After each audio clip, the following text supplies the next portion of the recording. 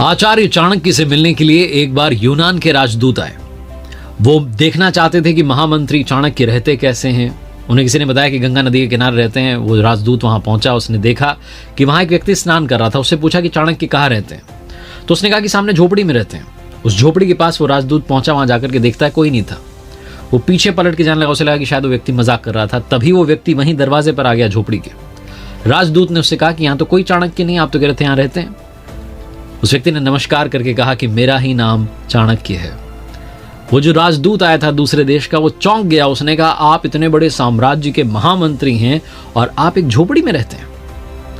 आचार्य चाणक्य ने कहा कि अगर महामंत्री सुख सुविधा में रहेगा, वैभव में रहेगा, तो जनता के दुख दर्द कैसे समझेगा। इसीलिए जनता का जीवन बिताता हूं, झोपड़ी में रहता हूं। महान आचार्य चाणक्य, जिनके जीवन से सीखने के लिए काफी कुछ है। चाणक्य नीति, जिसके बारे में दुनिया बात करती है।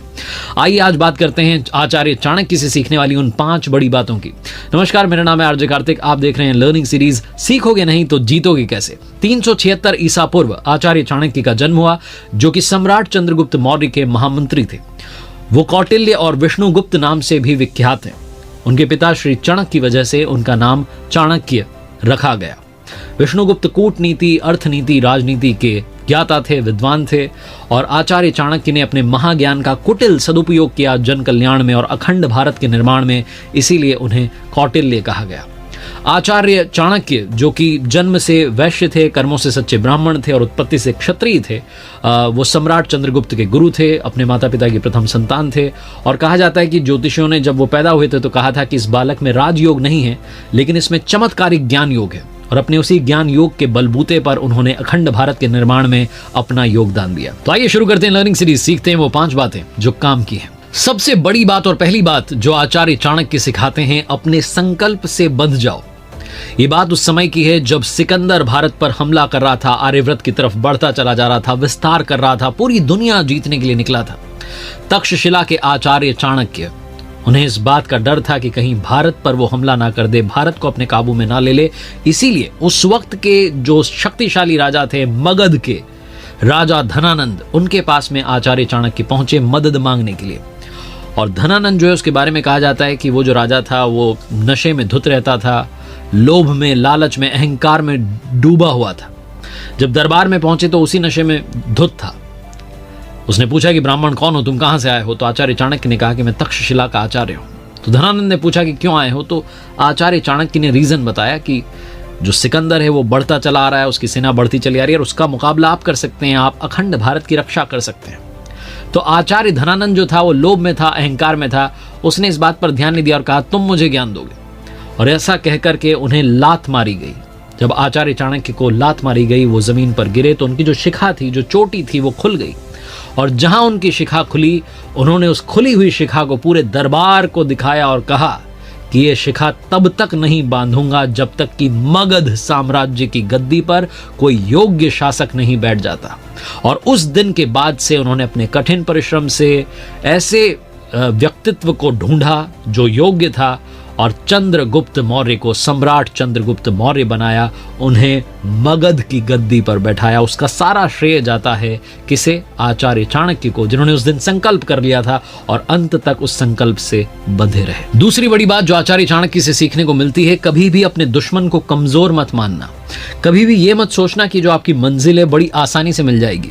इस जीवन में याद रखो, कभी भी कुछ भी आसानी से नहीं मिलता है।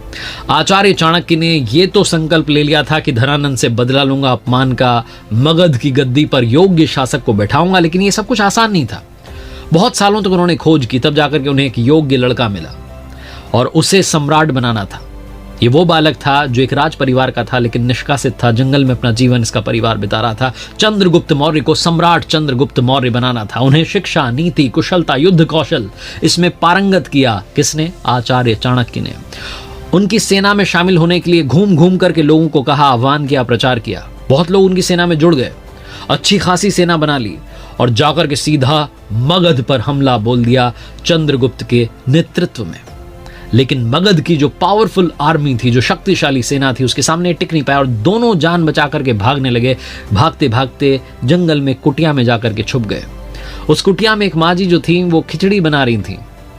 उनका बच्चा खिचड़ी खाने के लिए जैसे उसने थाल में हाथ डाला और खिचड़ी के बीचों बीच उसने अपना हाथ डाल दिया तो खिचड़ी गर्म थी और उसका हाथ जल गया।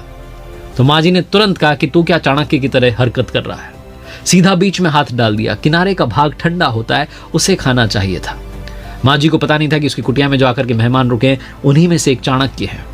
चाणक्य ने जब ये बात सुनी तो उन्हें समझ में आ गया कि करना क्या है। सीधा मगध पर हमला नहीं बोलना था, जो बाहरी कमजोर राज्य थे उन पर अटैक करना था, और अपनी स्ट्रैटेजी को चेंज किया और आखिरकार मगध पर भी कब्जा कर लिया। उसे गद्दी से हटा दिया जिसने आचार्य चाणक्य का अपमान किया था। फाइनली मगध को एक योग्य शासक मिला जिनका नाम था सम्राट चंद्रगुप्त मौर्य। तीसरी बड़ी बात जो आचार्य चाणक्य सिखाते हैं कि प्रेम से भी किसी भी समस्या को जड़ से समाप्त किया जा सकता है।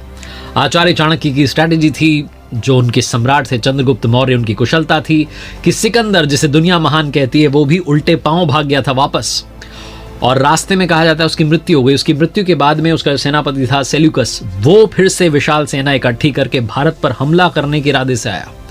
लेकिन उसे मालूम नहीं था कि इंडिया तब तक और ज्यादा समृद्धशाली हो चुका था, भारत और ताकतवर हो चुका था, क्योंकि इस बार जो मगध का शासन जिन्होंने संभाला था, जो भारत को बढ़ाते चले जा रहे थे, अखंड भारत को, सम्राट चंद्रगुप्त मौर्य थे गद्दी पर, और उनके गुरु आचार्य चाणक्य।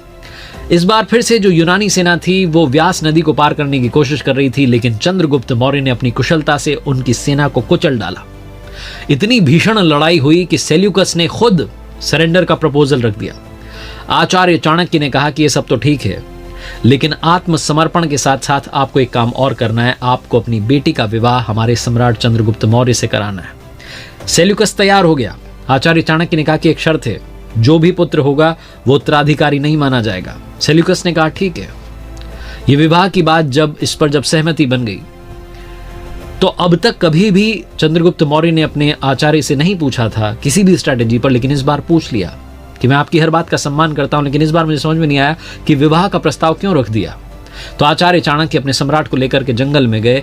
जंगल में जब पहुंचे तो रास्ते में कांटा बिछा हुआ था, कांटा दोनों के पैरों में चुभ गया। सम्राट चंद्रगुप्त मौर्य को गुस्सा आ गया। उन्होंने तलवार निकाली और देखा कि नीचे एक जंगली बेल जो थी वो फैली हुई थी।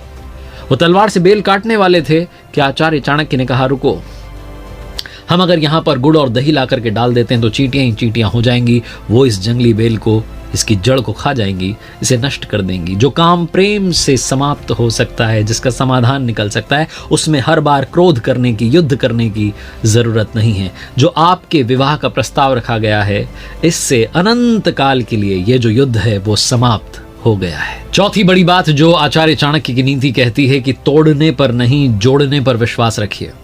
आचार्य चाणक्य अखंड भारत की रक्षा के लिए एक राजा के दरबार में पहुंचे। वो बहुत अहंकारी और स्वार्थी टाइप का था।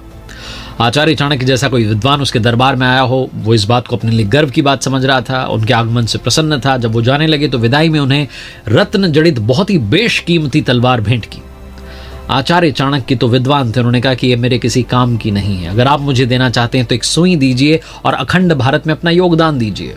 और राजा को समझ में नहीं आया। उसने कहा आपको इतनी महंगी जो तलवार है उसको लेने से मना कर रहे हैं। आचार्य चाणक्य ने कहा हाँ, क्योंकि सुई जो है वो फटे हुए को सिलने का काम करती है और तलवार खंड खंड करने का काम करती है। मैं इस वक्त अखंड भारत के संकल्प के साथ निकला हूँ, आप एक सुई दीजिए तोहफे में, ताकि मुझे याद रहे ये भेंट, और अखंड भारत में अपना योगदान दीजिए। उस राजा को समझ में आ गया कि आचार्य चाणक्य कितने विद्वान थे। वो उनकी बात से प्रसन्न हो गया और अखंड भारत में उसने अपना कंट्रीब्यूशन दिया। और आखिरी बड़ी बात जो सीखने को मिलती है आचार्य चाणक्य के जीवन से, वो सिखाते हैं कि जीवन में सख्त भी रहिए। अपने आप को इस तरीके से पेश कीजिए कि कोई भी आपका गलत फायदा ना उठा ले। सांप जो होता है ना, अगर वो विषैला ना हो, जहरीला ना हो, तब भी उसे विषैला होने का दिखावा करना चाहिए, ये चाणक्य कहते हैं।